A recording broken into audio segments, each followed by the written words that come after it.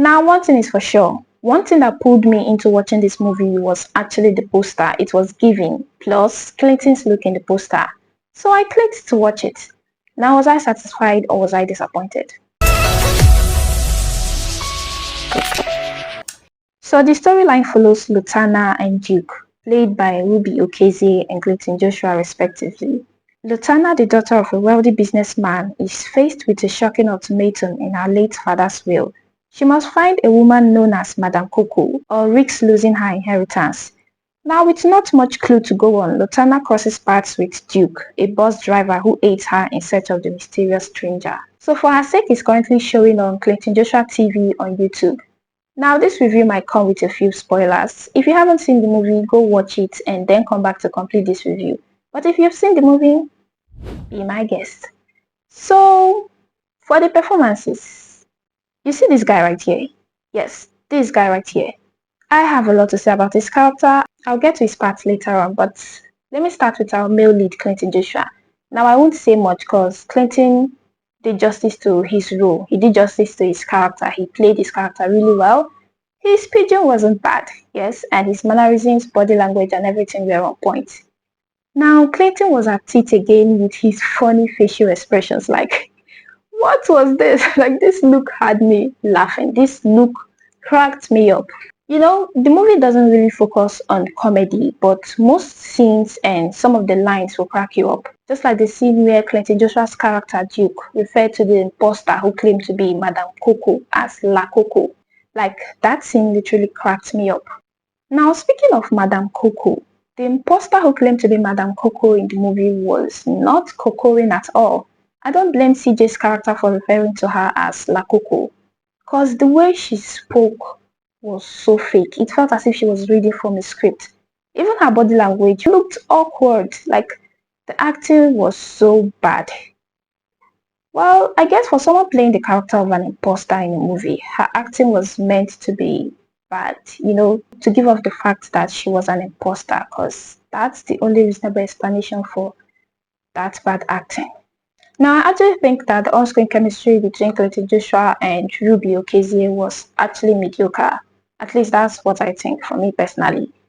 Now, there was something about Ruby Okezie's character, Lotana, that actually annoyed me. But before I get to her part, I'll have to speak about this guy. You remember this guy, right? Yes. It's time to speak about his part.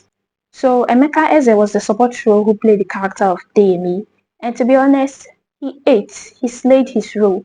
He enacted that annoying leech trying to rip where he did it so really well. This guy really enacted that annoying character really well. And you see those tears there? Yes, those fake tears. Those fake tears. Those tears were just annoying me. Those tears were just annoying to me in the movie. And the way the character Demi spoke was fake, with no emotions. Anyone in their right senses could put two and two together and know that he was just a gold digger that was there for the money. Now for the female lead, Ruby Okezie.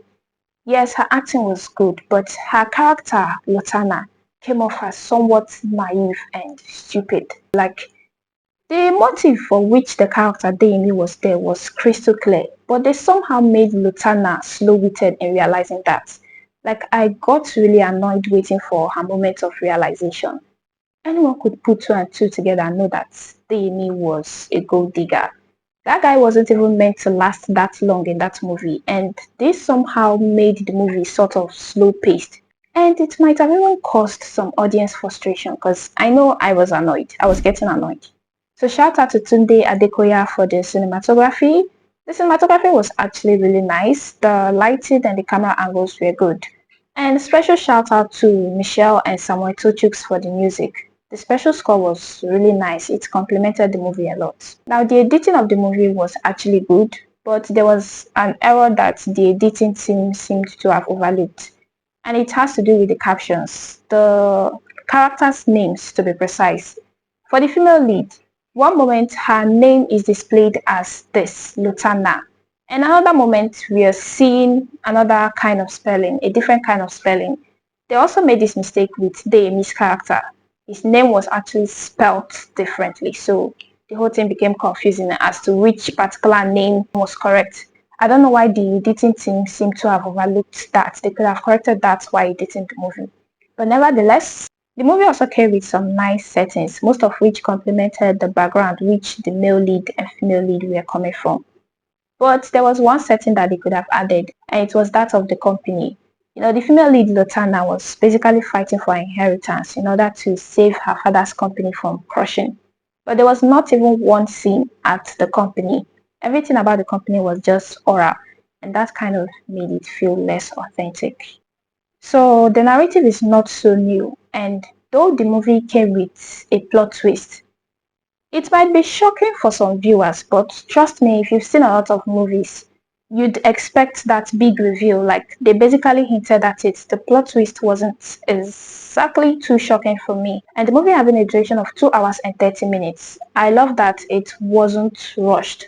Like, the male lead and female lead's first encounter wasn't rushed. The narrative took its time to build up.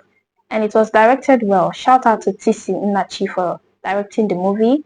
Just that the fact that they made Lotana like slow in figuring out that the character Deyemi was a gold digger made the movie seem kind of slow paced. Like, it was really annoying. So for our sake, it's definitely a one-time watch for me. But the cinematography was good and performances were great coming from the male lead, female lead, and most of the support roles. I actually enjoyed Clinton and Blessing Onwukwe's scenes together. Their scenes were really nice. I enjoyed it. So I think I'll be giving this movie a 3 out of 5 thumbs up. If you've seen the movie, what did you think about it? Let me know in the comments below, and I will see you next time on my review. Bye.